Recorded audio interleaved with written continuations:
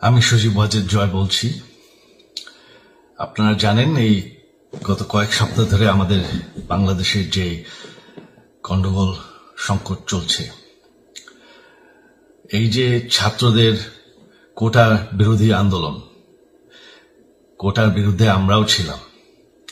শুরু থেকেই আমাদের সরকার কোটা সরিয়ে দিয়েছে, আমাদের সরকার তাদের সম্পূর্ণ দাবি মেনে নিয়েছে। এটা আদালতের একটা রায় ছিল, এটা আমাদের সরকারের করা ছিল না। তাও আমরা অ্যাপিল করে দ্রুত এই কোটা তুলে দেই। তাতেও আন্দোলনকারীরা সন্তুষ্ট না। আমরা তাদেরকে আলোচনায় ডেকেছি, আমরা একটা জুডিশিয়াল কমিশন করেছি যে সংঘর্ষে যে হত্যাকাণ্ড হয়েছে সেটার বিচারের জন্য। অনেক পুলিশ অফিসার যারা অতিরিক্ত ফোর্স ইউজ করেছে তাদেরকে আমরা সাসপেন্ড করেছি। তাতেও এই আন্দোলনকারীরা সন্তুষ্ট নয়। আমরা যতই ছাড়, প্রধানমন্ত্রী নিজেই তাদেরকে ডেকেছেন যে আসেন আমরা আলোচনায় বসি, তাতেও তারা সন্তুষ্ট না। আমরা যতই ছাড় দিতে থাকি, যতই তাদের দাবি মেনে নিতে থাকি, তারা কিছুতেই সন্তুষ্ট না, তারা খালি দাবি বাড়িয়ে যাচ্ছে। এখন দাবি হচ্ছে যে সরকারের পতন। তবে সরকারের পতন হওয়ার পর কি হবে, কি হবে এটা কেউ ভেবেছে? আমরা বাংলাদেশে গণতন্ত্র রক্ষা করে রাখতে চাই। সরকার পতন করে নতুন সরকার আসার সাংবিধানিক অনুযায়ী শুধুমাত্র একটি উপায় আছে, সেটা হচ্ছে নির্বাচন। আমাদের সুপ্রিম কোর্ট রায় দিয়েছে যে কোনো অনির্বাচিত সরকার 1 মিনিটের জন্য ক্ষমতা নিতে পারবে না। তো তাদের এই নির্বাচনের দাবিও যদি আমরা মেনে নেই, তো তারা তো এই পর্যন্ত কোনো দাবি, আমরা যত দাবিতেই রাজি হয়েছি তারা তাদের দাবি বেরিয়ে যাচ্ছে। তার মানে কি, আমরা যদি এখন এই নির্বাচন, সরকার পতনের দাবিও মেনে নেই, তারা তখন দাবি করবে যে না, এই সরকারের আন্ডারে নির্বাচন, এই নির্বাচন আমরা মানব না। তখন কি হবে এটা কেউ ভেবেছে?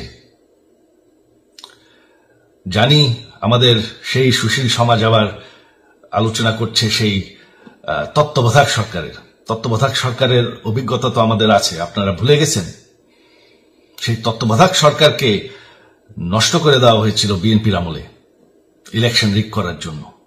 তারপর যখন আরেক তত্ত্বাবধায়ক সরকার আসলো, দেশের কি অবস্থা হয়েছিল। শেষমেশ সবথেকে বড় কথা যে আমাদের সংবিধানে স্পষ্ট বলা আছে এবং আমাদের সুপ্রিম কোর্ট রায় দিয়েছে যে অনির্বাচিত সরকার 1 মিনিটের জন্য দেশের ক্ষমতায় থাকতে পারবে না। আমরা আওয়ামী লীগ, আমরা আন্দোলন করেছি, আন্দোলন করে এই দেশকে স্বাধীন করেছি, আন্দোলন করে গণতন্ত্র ফিরে এনেছি, আন্দোলন করে আমরা দেশের উন্নয়ন করেছি। আপনারা যে বঙ্গবন্ধুর মেয়ে শেখ হাসিনার বিরুদ্ধে বলছেন, আজকে শেখ হাসিনা না থাকলে বাংলাদেশ এতদূর আসতে পারত? অসম্ভব। কেউ কল্পনা করতে পারে নাই যে বাংলাদেশ এরকম উন্নতি করবে, এরকম উন্নয়ন হবে। ঠিক আছে, শেখ হাসিনার পর আপনাদের কি হবে সেটা আমারও চিন্তার বিষয় না, আমার পরিবারের আর চিন্তার বিষয় না, আপনারা বুঝবেন। তবে এইভাবে সংঘর্ষ করে, হত্যাকাণ্ড করে ক্ষমতা দখল করা যাবে না। এটা আর আন্দোলন না।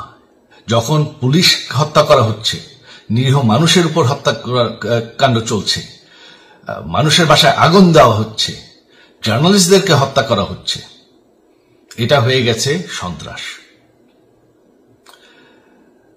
আর সন্ত্রাস মোকাবেলা শুধুমাত্র একটি ভাবে করা যায়।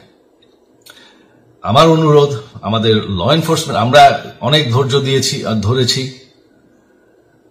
তবে এখন আর এটা সহ্য করা যাবে না। ল এনফোর্সমেন্ট এজেন্সি, বিজিবি এবং কি আমাদের মিলিটারির প্রতি আমার আহ্বান যে আপনাদের দায়িত্ব হচ্ছে আমাদের দেশের মানুষকে নিরাপদ রাখা। এবং আমাদের দেশকে নিরাপদ রাখা, আমাদের দেশের সংবিধানকে নিরাপদ রাখা, সংবিধানকে রক্ষা করা। তার মানে 1 মিনিটের জন্য কোনো অনির্বাচিত সরকার আমাদের ক্ষমতায় আসতে দিবেন না। এটা হচ্ছে আপনাদের দায়িত্ব, কারণ সেইটা হলে আমরা আবার পাকিস্তানের মতন হয়ে যাব।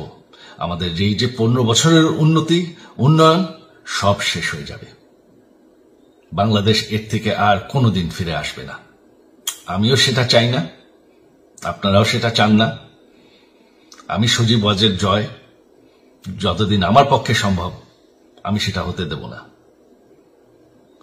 জয় বাংলা, জয় বঙ্গবন্ধু।